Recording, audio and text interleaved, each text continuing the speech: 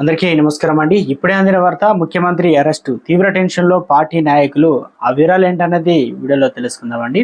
అలాగే వీడియోని స్కిప్ చేయకుండా కంప్లీట్గా చూడండి, ఇన్ఫర్మేషన్ పూర్తిగా అర్థమవుతుంది. మరోసారి ఛానల్ వస్తే సబ్స్క్రైబ్ చేసుకోండి.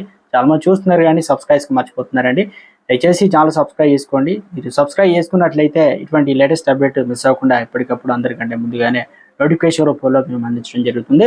చూస్తున్నారు కానీ లైక్ చేయడం మర్చిపోతున్నారు. దయచేసి లైక్ చేయండి. మీరు లైక్ చేయడం వల్ల ఇన్స్టాగ్రామ్ అనేది మరింత మందికి రీచ్ చేసిన వారు అవుతాం. ఇంకా లేట్ చేయకుండా వివరాలకు వచ్చినట్లయితే, ఇటీవల కాలంలో ఢిల్లీ లిక్కర్ స్కామ్ కేసులో సీఎం అరవింద్ కేజ్రీవాల్ కు నిరాశ ఎదురైంది. తన బెయిల్ పిటిషన్ను అత్యవసరంగా విచారించాలని కేజ్రీవాల్ ను చేసిన విజ్ఞప్తిని బుధవారం ఢిల్లీ హైకోర్టు తిరస్కరించింది.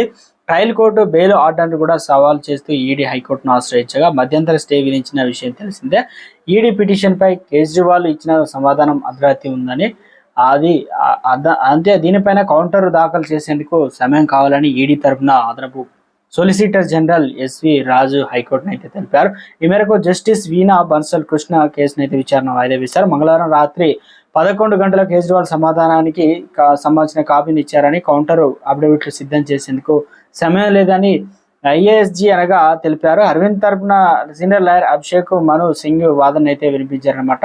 కాగా మంగళవారం మధ్యాహ్నం 1 గంట కాపీని ఇన్వెస్టిగేషన్ ఆఫీసుకి పంపినట్లు సింగ్ తెలిపారు. కేజ్రీవాల్ మంజూరైన పై హైకోర్టు స్టే విధించిందని, ఈ కేసు విచారణ అత్యవసరమని పేర్కొన్నారు. కేజ్రీవాల్ స్పందనపై కౌంటర్ అఫిడవిట్ దాఖలు చేసేందుకు ఈడీ అర్హత ఉందని జస్టిస్ కృష్ణ వ్యాఖ్యానించారు. ఈ మేరకు కేసు విచారణ ఈ నెల 15వ తేదీకి వాయిదా వేశారు. ఢిల్లీ మద్యం పాలసీ కేసులో మార్చి 21న ఢిల్లీ ఈడీ అరెస్ట్ విషయం తెలిసిందే.